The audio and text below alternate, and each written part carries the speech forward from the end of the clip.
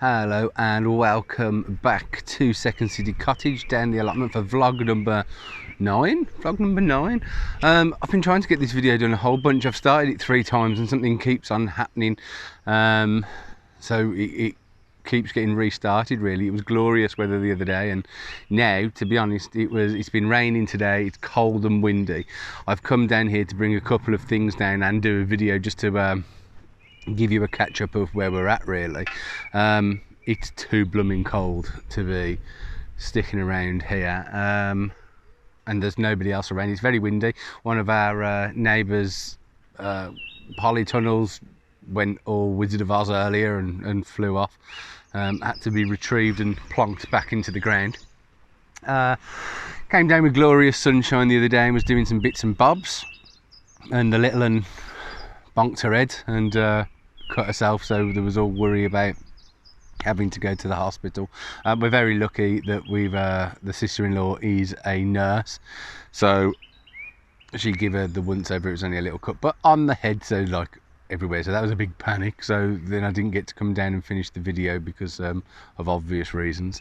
So here I am to do the video, show you what I've done and bring a few things down so we're ready moving on. What's happened here at this point in time is the lockdown is being lifted. Well, not lifted, it's been slowly lifted, little by little, and so currently people can go to pubs but only sit outside and eat, and the other half, Gina, is a chef, so she's been called back into work, back into action, into service, after a blooming long time off. I'm classed as a key worker, so for the second part of lockdown I've been working, so it's not done a huge thing. But now that Gina's going back to work, it means that I've got to have Lyra more, which means I need to build some sort of baby toddler prison on site. Really, Gina told me not to call it a prison. She said people will moan about that, but you know,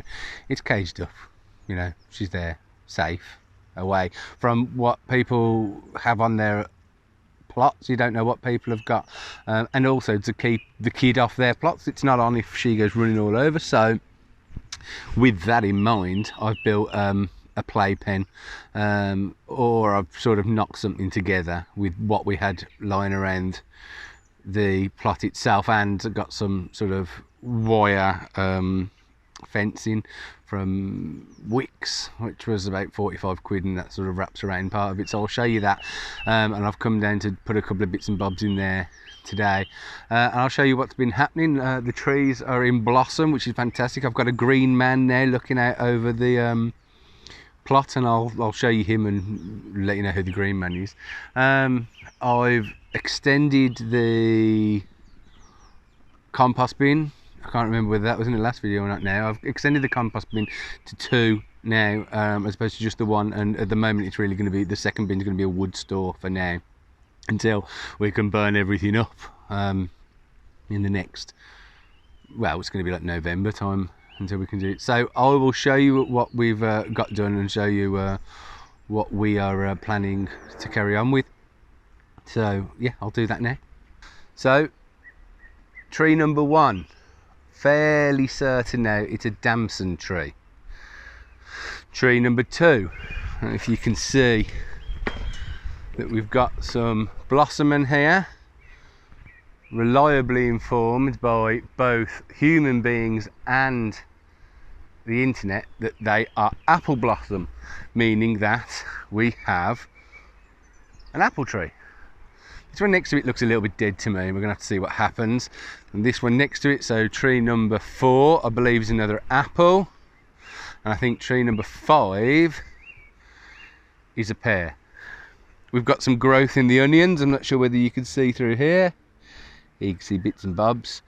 So despite the little bleeders keep coming to try and turf them up, we have got life in there, and we have life with the rhubarb.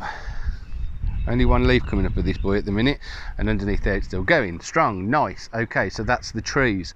Today I wanted to put some sort of cage up over this, over the currants. Got lots coming, and I am told by my friends and neighbours that the birds all have them away as soon as they're edible. So, but I forgot the big bamboo. Okay, strawberries down here. I want next year to have loads of strawberries. I'm thinking around about this spot here is going to be like a strawberry station. And then we have the toddler Alcatraz, all very bare in there at the moment. Basically it's this green sort of fencing which is fairly sturdy stuff. These posts came from some pallets that we had down at the end of the garden, so we've got 1, 2, 3, 4, 5, 6, 7, 8 of those.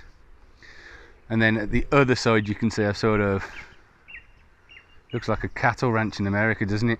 And this is where we will cage the most dangerous animal of all of them at Jurassic Park, which of course is the toddler. Dun, dun, dun. We're going to put some stuff in here today. I'll show you at the end of the video if that's succeeded or not, because it's blooming cold. And I've cleared a lot of the wood away from here.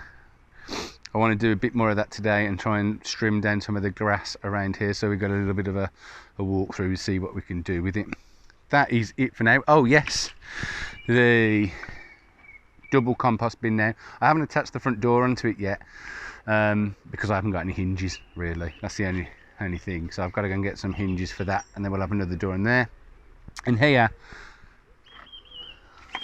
on the shed, which will not be his permanent home, is my green man. And the green man has been around for hundreds, if not maybe thousands of years, and you see him pop up in societies all over the place, often on churches. He's essentially all about the new life of spring, and he watches out over it basically and makes sure everything goes along. I had one of these when I was a little kid. I got it from Glastonbury, the town, sadly not the festival, and I've just really loved him. And I love all that sort of mythology and stuff. So that's our green man. He ain't got a name, so he's just watching out on everything.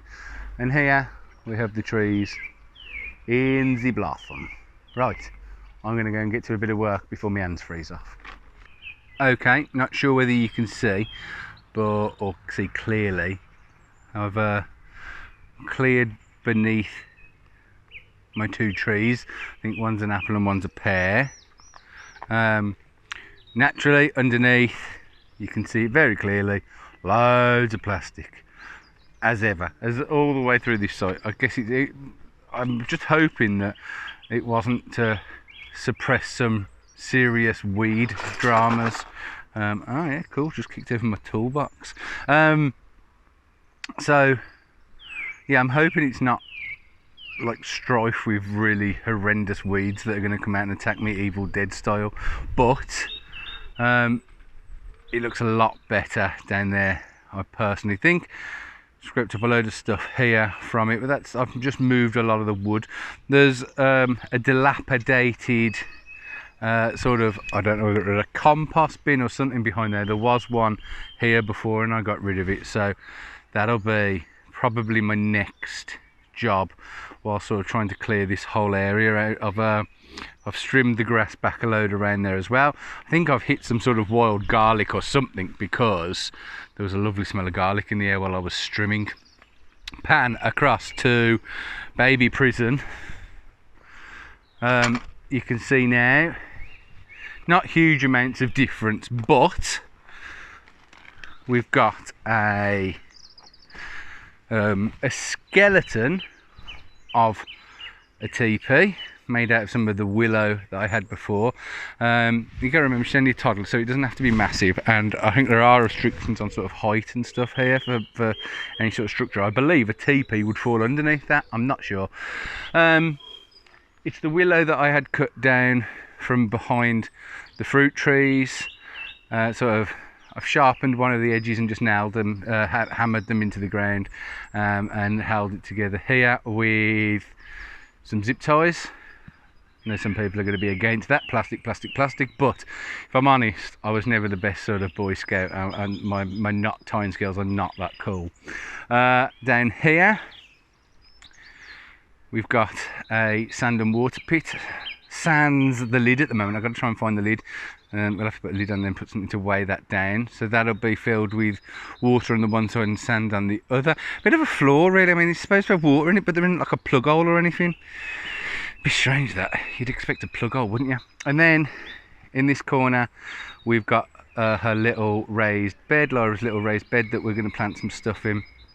I'm going to get something for up in this corner as well. So the idea is really that the walls aren't to stop her escaping, they are just to sort of deter her. Whenever I'm down here with her, I'll be doing things where I'm in the immediate vicinity, or hopefully somebody will be down with her, and I'm hoping that her little cousin Evie is going to do some little projects down here with her as well, especially in the sort of summer holidays. Next thing to get will have to be a barbecue for this sort of area, won't it? Oh yes, BBQ I think. Right, yeah, that's about it for now. I'll come back and have a natter and talk about the plans moving forward. So yeah, it's just been a very quick visit today because I didn't get down here till about 6 o'clock anyway. So it's 7 now. I've done an hour.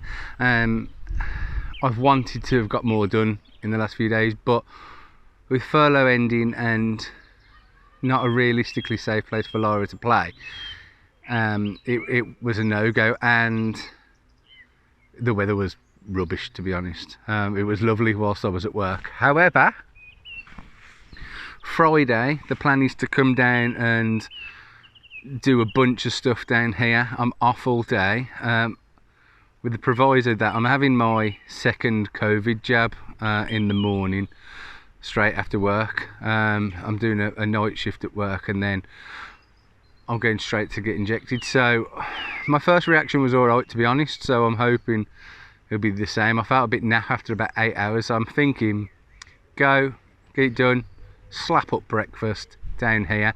I'm going to do a few hours weather providing, and then I'm going to see Gina's going to bring Lyra down and we can try out the playpen, and I want to see if I can get by then a little table and chairs for her down here as well. So yeah, and then I'm going to carry on clearing this left side, and I have got a load of tomatoes that Lyra started. I've posted on the Instagram, which you can follow us. It's at Second City Cottage on Instagram and Twitter. Have a look, I've posted them up there. She went a bit cray with the old post, the old sowing of the seeds, so we're going to have quite a few. We've already got some people down the allotment, going to have a couple off me, I think. My mum's going to have a few off me, and I was also gifted the other day a plant called a tomato plant called a Black Russian, which like produces these lovely dark red, almost black tomatoes. Now I'm not sure of what the yield is of that, but the plan is, friends and followers, is to get some seeds from those this year and try and get a load for next year, and then make some like really cool dark red sort of ketchups and sauces and things like that. How cool would that be? Like almost like a very dark purpley kind of ketchup. I think that would be cool, right? And then the chilies are coming through. If we can get the chilies through to producing fruit, which I can't see why we wouldn't at this point, maybe next year it'll be looking at finding some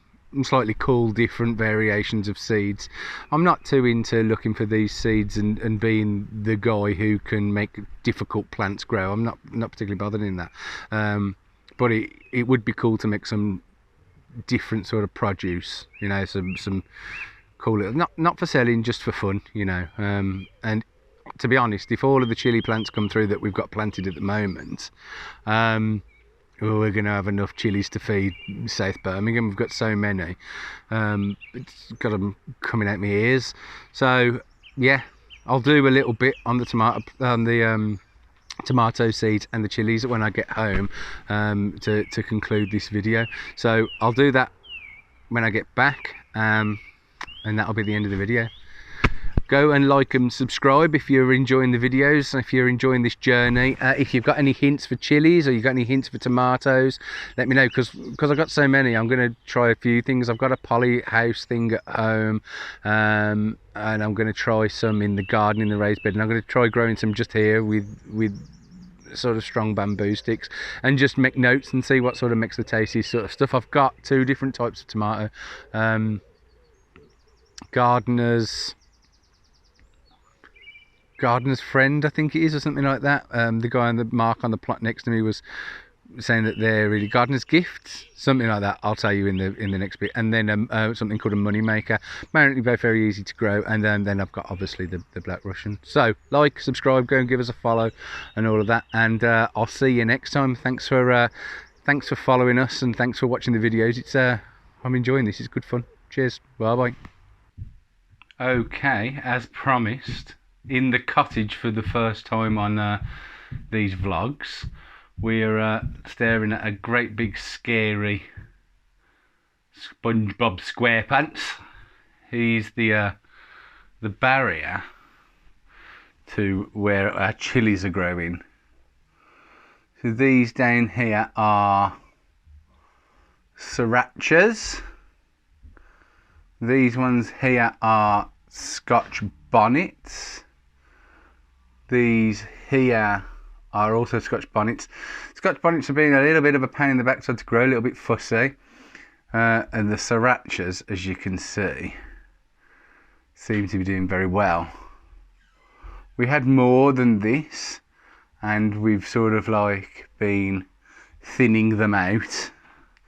And up here, we've got our jalapenos, which are doing wonderfully as well. At the moment, I'm feeding them just a very sort of diluted level of tomato feed. Some people say do, some people say don't. Gina's not very happy with me, as she says I make the place look a bit like a crack den with all this tin foil around baking, but you know, it's what's good for them. Let's go and have a look at the tomatoes. Okay, so we're actually in the bathroom, and this is what we call propagation station. Down here we've got our runner beans that are ready to go in the ground, really just a bit scared of the frost. We've got 6 plants, I think. We've got some peas down here and some green cabbage. Up here we've got some parsley and some basil, all growing. Further chilies, these are jalapeno M's, the M's in a bracket. Looking up on Google, that means they're a wee bit spicier than normal jalapenos. Here we have the Black Russian tomato plant that I was gifted, that we were talking about earlier. And here we have the tomatoes. We've got here, if you have a look, we've got Gardener's Delight. I couldn't remember what it's called. Gardener's Delight, these ones are. So we've got a fair few of them. Some of them are a little bit leggy, but we'll sort that out when it's time to pop them on in a couple of weeks. And these ones are called money makers.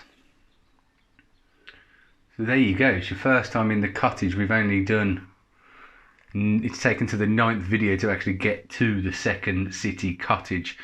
So that's it. I did my goodbye at the plot earlier.